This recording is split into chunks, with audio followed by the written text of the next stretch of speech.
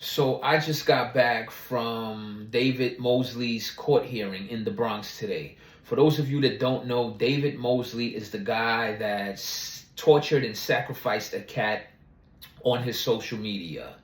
Today was his court hearing, and there are a lot of layers to this story, and I'm going to try to peel them one by one, so please bear with me till the end.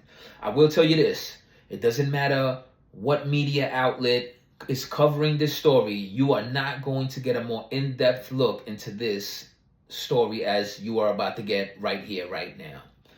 When I first got to the courthouse, I saw a bunch of animal rights activists. And who was standing there with them? None other than Curtis Sliwa.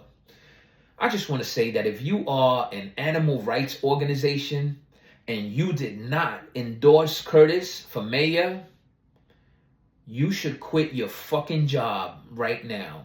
If you are an animal rights organization and you did not endorse Curtis, you don't know what the fuck you are doing. Curtis has been at the Animal Rights March. Curtis has been at City Hall speaking up against the horse carriages.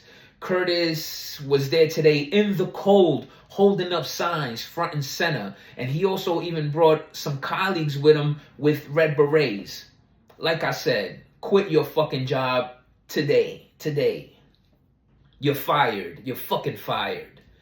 Anyway, so I'm online waiting to go into the courthouse. And then I noticed all the animal rights activists rushed to the back of the line because David Mosley was on the line. So when they went, I followed. When I got there, they were all shouting and shaming him and, in his face and blah, blah, blah, shame on you. And that's what the activists are supposed to do. If you killed the cat, this is what animal rights activists are supposed to do. They're supposed to confront you, shame you. So, shout out to the animal rights activists that were there. However, I didn't shout at him. When I approached him, we started talking. And he asked me if I was gang. He asked me if I was affiliated with him. Because of the way I was dressed or because of the ski mask that I had on, I don't know, but he thought we were part of the same street organization. We are not. I told him no. But that is how our conversation started. We spoke for quite a while as we waited to get checked in to go into the courthouse and, go upstairs. During our conversation, this was probably a mistake talking to him because, and I hope my animal rights activists and my vegans don't get upset at me for this, but after speaking to him today, I care about this kid now. I care about this kid now, man. I have compassion for him. So while we're speaking, I asked him if he regrets what he did. He said, yeah, he does. I asked him if he can go back, would he do it again? He said, no, probably not. And I felt he was being sincere with me. Then he went on to tell me about how other members of certain street organizations have chased him down and approached him in regards to this cat. They have confronted him on the street about this cat. And it wasn't a positive,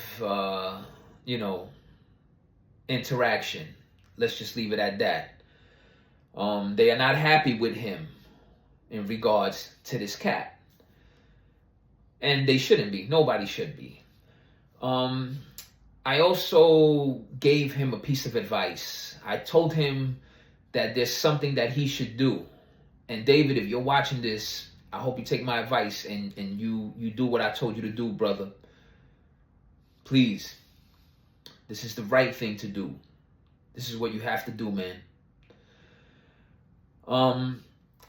I also realized while we were talking that nobody was there with him last week at the hearing.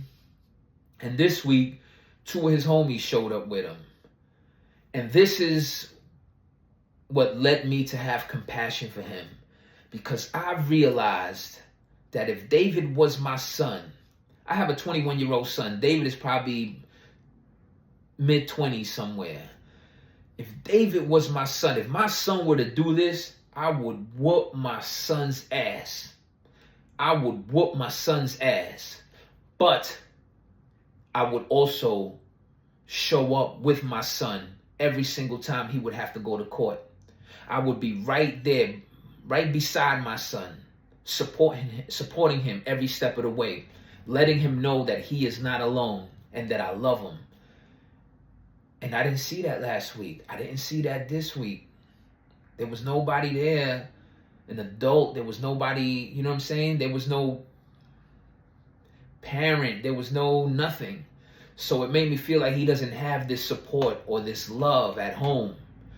I also don't get the sense that he has mental health issues. I don't know how true or genuine that is, but I will say this. This young brother is very lost. This young black brother is extremely lost. And it's all these things that made me, have compassion for him. Last week, I wanted to kill him. I was so angry. Didn't literally want to kill him, but I was angry at him. You know what I'm saying? I had this rage towards him. But now that's turned into compassion for him. And, as a matter of fact, the first thing I did when I got home today was I kissed and I hugged my son because of this. I felt for the kid. Anyway, now let's get to what actually matters here. What happened in the courtroom. So apparently, David is facing 7 years for criminal mischief, and he's facing 2 years for the animal cruelty. And from what I understood today, both sides agree that, the 2 years for the animal cruelty, nobody's arguing that. That's set in stone. Even the judge, I believe, said that, she's not arguing or disputing that.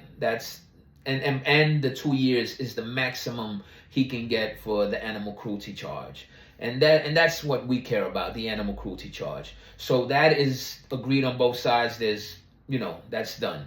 However, they have not agreed yet on the criminal mischief charges. And that is why the hearing was postponed today till December 2nd.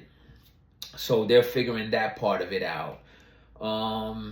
And that is it in a nutshell, ladies and gentlemen. Hope you found this video informative, and I'll be there. I'll be there December 2nd, God willing. I'll be there, and I'll inform you once again of what has transpired.